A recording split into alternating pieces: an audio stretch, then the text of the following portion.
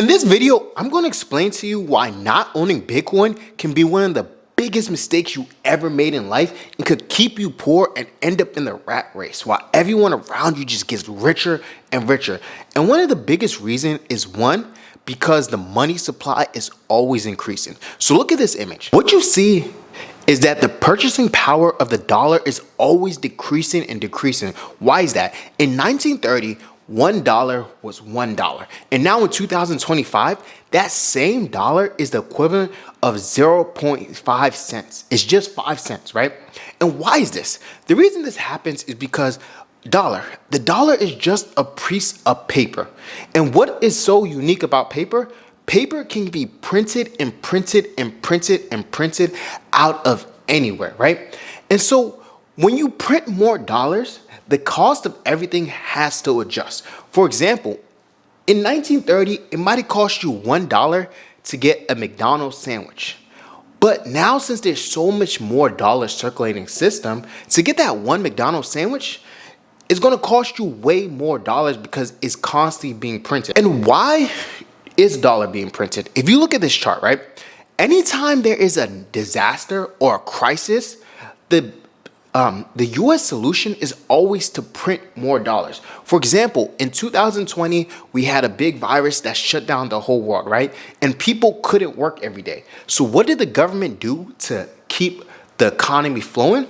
They printed dollars and gave money to people out of thin air. A dollar is just an electronic, it's either a piece of paper or just a button on an electronic bank account that they just put zeros on. Okay? And so what happened? And when you had the housing crisis, the banks lended out too many bad loans, and then the economy crashed. There was a housing crash. And the only way for the government to fix it out is by bailing the banks out and giving them money. So anytime we have a disaster, they keep on printing more dollars, which is eventually going to affect us, right? See, people at the top, they don't get affected when they print dollars. They actually get more. Why? They get more and more richer because they put their money in assets. So assets is something that grows your value over time. For example, a house. Most people want a house to live in, but what ends up happening is that since dollars can get printed out of nowhere, they're pretty much useless. So what millionaires and billionaires would do, they will store their money in real estate because it's an asset that can't be printed out of nowhere, and you have to put economic value, as in someone has to build it. You have to put time, you have to put energy, you have to pay co-workers, you have to pay for equipment, right? So it's very hard to print out of nowhere, meaning that when more dollars are printed, the value of the house always goes up in value. The problem is money printing, right? So money printing is a problem because people can print it out of nowhere, and the people closest to it, they have assets, and their assets goes up in value. And the people that aren't close to the money printer, the everyday working people, they're saving their money in dollars in the bank account, and they're losing purchasing power every single year, meaning that dollar is getting weaker and weaker. So look at this image, right? Just to restate my point, in 2020, when there was a big virus that shut down the whole world and the U.S. printed tons of dollars, $100 bill was $100 bill. That same $100 bill in 2020 is worth $76, meaning it lost 25% of its purchasing power. And you can see that in real terms. How can you see that? The current president that got elected because of inflation. Inflation means everything around you is getting expensive, right? It might have cost you $5 for a Big Mac in 2020, and now it might cost you $10 for that Big Mac, right? But what people fail to realize is that it's not inflation, it's the dollar getting weaker and weaker. And so the contrary thing that you can do instead is that, for example, if you would have put $100 in Bitcoin in 2020, in 2025, that same Bitcoin would have been $1,200. And what is the reason for that, right? Bitcoin is exact opposite of the dollar. The dollar can get printed out of nowhere, right? But Bitcoin cannot, right? The next thing is that money, since it can be printed out of nowhere, the amount of market cap and the amount of dollars in the system is always going to get quicker and quicker and quicker and more and more and more. So at first it was $0 in the system. Now there's over $2 trillion in the system. But the opposite with Bitcoin, what ends up happening is that Bitcoin has a fixed market supply, meaning that there will only be a limited amount of Bitcoin that will ever be made, right? So in 2009, there was zero Bitcoin, right? And now, and then it gets up to 21 million after a certain year. I can't remember the year off the top of my head, but by 2040, all the Bitcoin that will ever be mined will be mined. What do I mean, right? So Bitcoin, every single year, every single 4 years, there's something called a halving, right? So you mine Bitcoin to get more Bitcoin. That is your economic work. There has to be a group of miners who are willing to put their money and equipment, put their time and energy to create some Bitcoin, right? And so there's a certain amount of Bitcoin that can be mined every single day. So after every 4 years, the amount of Bitcoin that you can get from mining stops. It gets decreased. It gets cut in half, right? And so what ends up happening after a certain amount, after 21 million, you will never be able to mine any more Bitcoin. And so what ends up happening is that there's a limited supply, there's a fixed supply of Bitcoin. And so since it can never be printed, what has to go up? The price has to go up forever and ever and ever instead of the supply going up. And when the price keeps on going up, that is how you beat inflation. So the price can be infinite because one Bitcoin will always be one Bitcoin, but the amount people are willing to pay for that one Bitcoin is infinite. Back in 2010, 2020, it was maybe like, I can't remember off the top of my head, maybe 20, 30,000. Now in 2025, what people want to pay for one Bitcoin is 120,000, right? In 10 years, it could be $1 million, the price that people want to pay. But the thing is, because it's a fixed supply, the price will always go up and up and up. And so one of the biggest things in the American dream is to be able to go to America, buy a house, a family, white picket fence, have a dog, right? And so people come to America to buy a house. And a house is just somewhere to live in. So in 2016, the average house, if you look at the slide, the average house might have been 288,000, right? For one house in 2016. And that would have cost you roughly around 664 Bitcoin. But 4 years later, the house went up in value, right? So it became 328,000, right? So that same house, the price increased. Why? Because there's only a limited supply of house. And when there's a limited supply of house, the price has to go up. But what Bitcoin changes is Bitcoin makes everything cheaper. So now if you look at the next point, right? In 2020, it might have cost you 45 Bitcoin. Why is that? Because the price of Bitcoin went up. And then in 2025, the average house will cost you roughly around $434,000.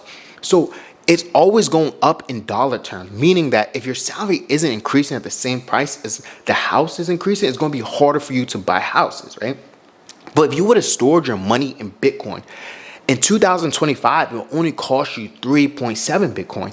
And then in 5-10 years, it's going to cost you less Bitcoin. It's going to be a point where one house only costs you 1 Bitcoin. Then 10 years from later, you might be able to get one house for half a Bitcoin. In 2028, it might only cost you 0.4 Bitcoin to get a house. And the thing is, as long as you save your money in Bitcoin, every 4 years, it's going to be cheaper for you to buy a house, meaning you're going to get more purchasing power over time. And that's what people really want. People really want their money to buy more things.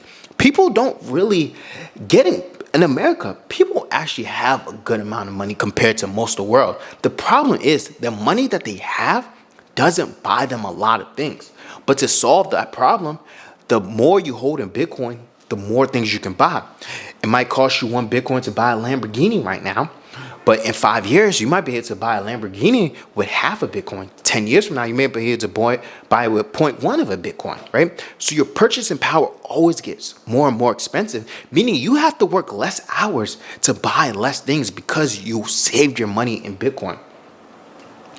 Because the money supply is always increasing, the age where people can save up enough money to buy a house is getting more and more higher. For example, in 2022, the average first-time home buyer was about 31, right?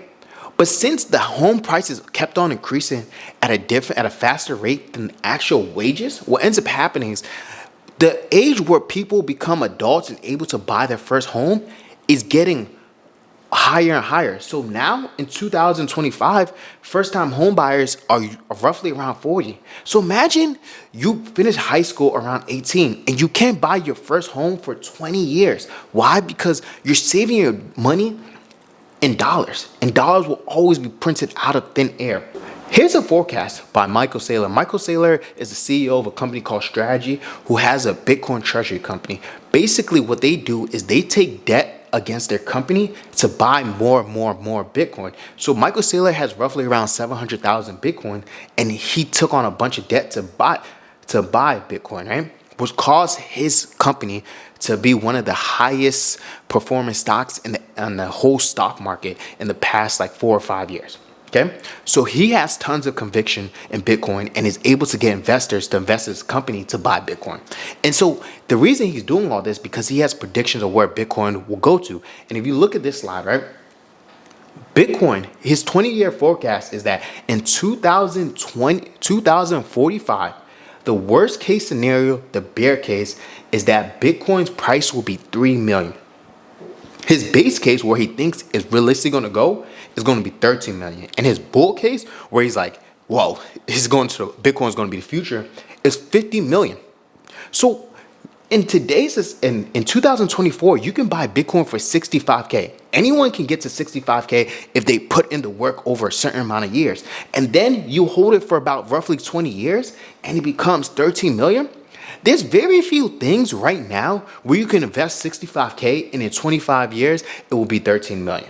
There's very few things. And why is this? Because it's a limited supply, and the only thing that can change is the price. The price will always go up and up and up. So you're missing out if you don't have any Bitcoin. The reason why you need Bitcoin is because, one, Bitcoin's market cap right now is roughly around 2 trillion. And that is smaller than any other asset class. If you just look at gold, gold's market cap is 16 trillion. And let me step back. What is market cap? Market cap just means basically all the circling supply times the price. For example, if there's 100 Apple stocks, right, for 100, right, and they're all selling at $1, that means the market cap is 100 because $1 worth of Apple stock times the circulating supply 100, the circulating supply, which is 100. So $1, the price times the supply equals the market cap. So $16 trillion worth of gold means it's the price of gold currently right now times the circulating supply. So the 2 trillion of Bitcoin is the price right now versus the circulating supply, right? And so the thing is, since Bitcoin is going to have a fixed supply and the price always goes up, it's very possible that Bitcoin can take the market cap of gold very easily, or even real estate. Real estate market cap right now is roughly around 330 trillion. What happens if people realize that Bitcoin is going up way faster than real estate, and people start taking money out of their real estate, which is $330 trillion? Let's say they even take out 10 trillion out of that and put it into Bitcoin. Now Bitcoin's market cap goes up to 12 trillion. What will the price of Bitcoin be then? Because there's a fixed supply, and the only thing that will change is the price. Or even bonds.